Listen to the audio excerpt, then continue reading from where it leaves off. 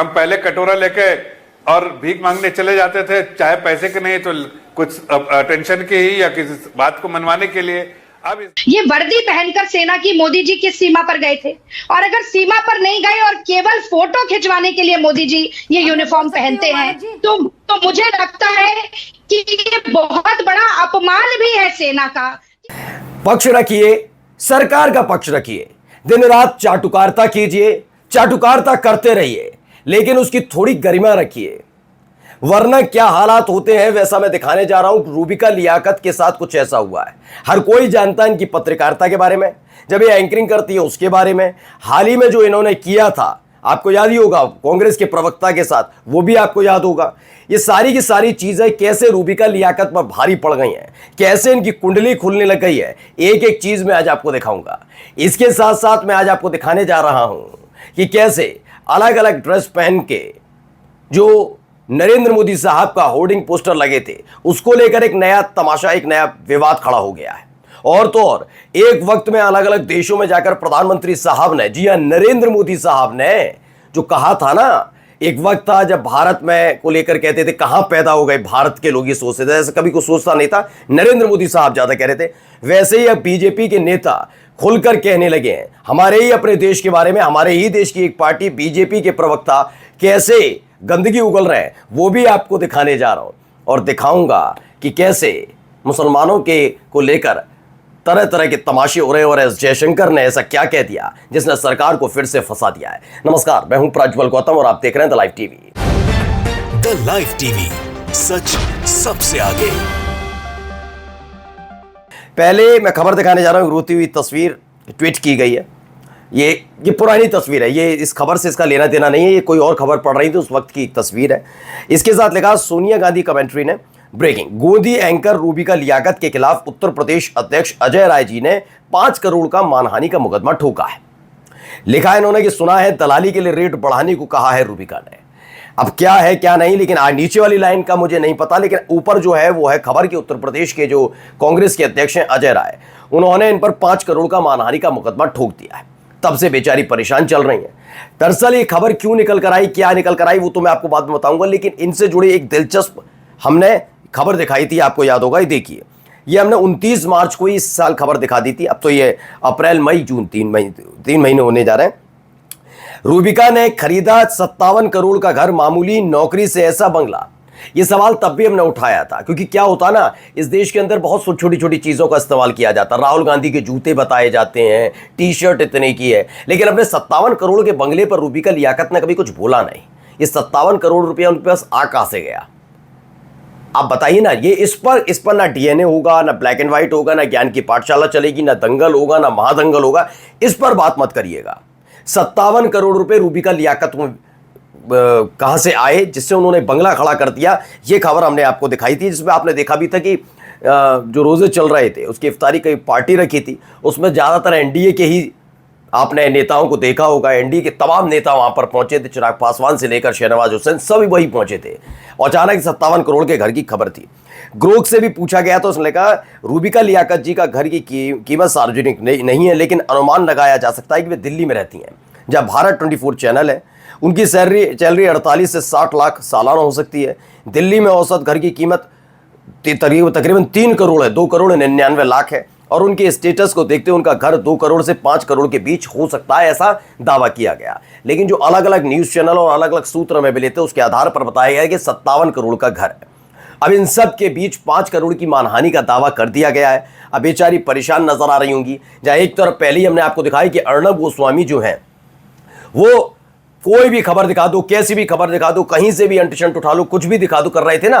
और उसके बाद क्या हुआ, कांग्रेस का जैसे ही खर्रा पहुंचा उनके पास तो बताने लगे पुलिस वाले कभी दफ्तर आ रहे हैं, कभी घर जा रहे हैं सिविल ड्रेस में, यानी गिरफ्तारी का डर सताने लगा उनको। खबर क्या थी? फर्जी खबर।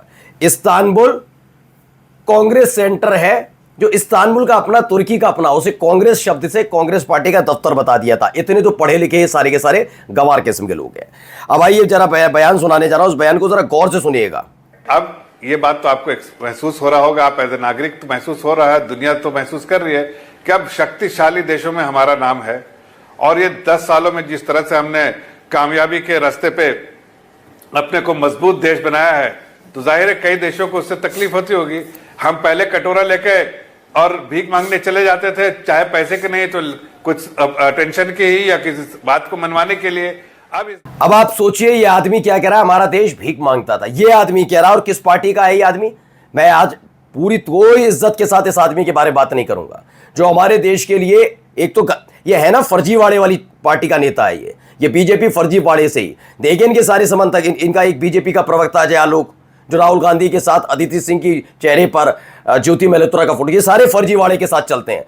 लफ्फाजी, जुमलेबाजी, झूठ बोलना, कुतर्क, बदतमीजी, उसी के आधार पर चलते हैं। तो ये आदमी जफर इस्लाम ये कहता है, ये आदमी कि हमारा देश भीख मांगता था, कटोरा लेकर पहुंच जाता, कटोरा लेकर पहुंचता था। और कहेगा भी ये आदमी, जब इसकी पार्टी का आका अलग अलग देश में जाकर ये कहते फिरते हो कि एक वक्त ऐसा था कि भारतीय बड़े सोचते थे कि इस देश में पैदा हो गए। सोचिए ये मानसिकता है और कहते हैं अपने आप को राष्ट्रवादी।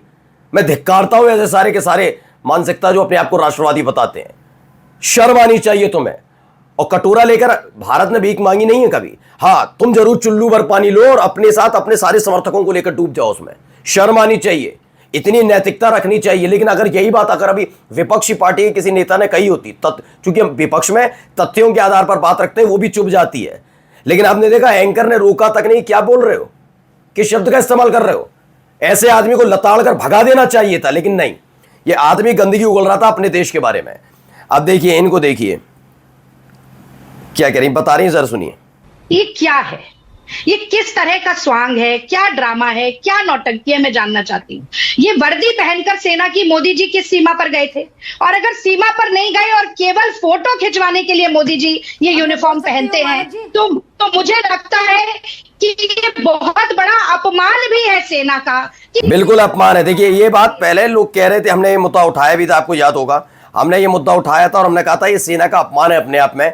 क्योंकि अगर राष्ट्रपति का मसला होता है, क्योंकि तीनों सेनाओं का जो अध्यक्ष होते हैं वो राष्ट्रपति होते हैं, लेकिन नरेंद्र मोदी साहब को अमूमन आप आगे आगे तो दिखते हैं। रागिनी नायक लिखती में ये क्या है, ये किस तरह का ड्रामा है, स्वांग है, नौटंकी, मैं जानना चाहती हूँ। सेना की वर्दी पहनकर मोदी जी किस बटालियन में सीमा पर लड़ने गए थे, मैं जानना चाहती हूँ। और अगर नहीं गए तो सिर्फ श्रेय बटोरने की फोटो सेशन के लिए वर्दी पहनना क्या सेना का घोर अपमान नहीं है?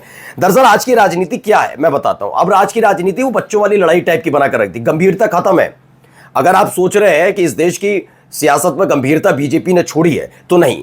नरेंद्र मोदी साहब बिल्कुल बाल नरेंद्र बन गए। वो मगरमच्छ पकड़ा था ना बचपन में, उन्होंने अपनी कॉम में एक किताब छपवा दी थी, वैसी ही कहानी। अब सोचिए कैसी मानसिकता है कि किताब छापी जाती है इसमें बाल नरेंद्र की किस्से कहानी, कितना बहादुर था बाल नरेंद्र, वैसी हरकत अपने आप को बहादुर दिखाने के लिए। देखा नहीं बचपन में स्कूल में बच्चे पढ़ते हैं, 26 जनवरी आता है, फिर स्वतंत्रता दिवस 15 अगस्त आता है, तो उनके फंक्शन होते हैं स्कूल में। तो स्कूल में जब फंक्शन होते हैं तो बताया जाता है आपको रानी लक्ष्मीबाई की ड्रेसअप में आना है, आपको ये पहनकर आना है, आपको ये बनकर आना है। तो वैसे ही बिल्कुल होता नहीं फैंसी ड्रेस कंपटीशन टाइप का। तो इस देश के प्रधानमंत्री फैंसी ड्रेस कंपटीशन बनाकर रख दिया हर चीज को, कोई गंभीरता नहीं, ना बातों में, ना फैसलों में, ना योजना में। ये इस तरह के हालात पैदा कर दिए गए। उधर देखिए इनको जरा सुनिए, इन्होंने भी, लोग भी कहते हैं नाराज है इनको लेकर, सुनिए।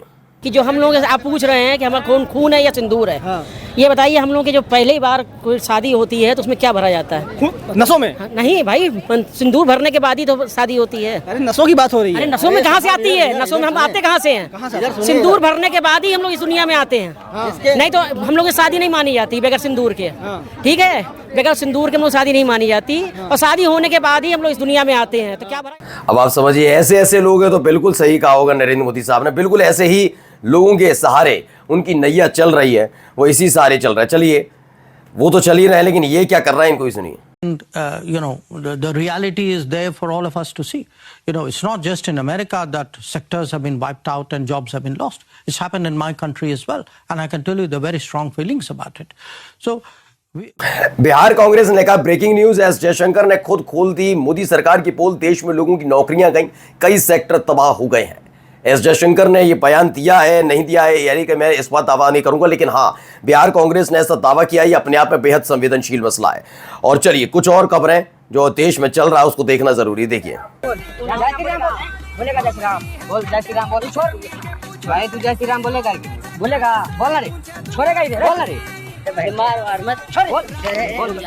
गाली गलौज मारपीट। टीम राइजिंग फॉलकॉन लिखते हैं अर्जेंट रिट्वीट। मुस्लिम युवक से मारपीट कर जबरन जय श्री राम का नारा लगवाया। अब रील बनाकर वीडियो को कर रहा है इंस्टाग्राम पर वायरल।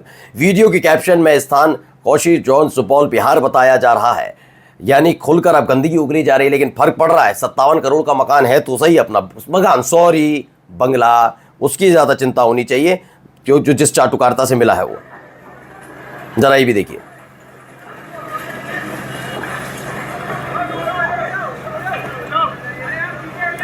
खैर आप समझ ही गए होंगे जहां ये कार्रवाई चल रही है वो कहां, क्यों, किस लिए चल सकती है। ना मुस्लिम खबर है। मध्य प्रदेश के उज्जैन बेगम बाग में जिला प्रशासन ने महाकाल मंदिर रोड के पास मुसलमानों के स्वामित्व वाले 2 घरों को ध्वस्त कर दिया। ये दावा करते हैं कि उनके पट्टे की अवधि समाप्त होने के बाद वे अवैध अतिक्रमण थे। कुल 28 घरों की पहचान अवैध रूप में की गई, जिसके कारण स्थानीय समुदाय के सदस्यों ने विरोध प्रदर्शन किया।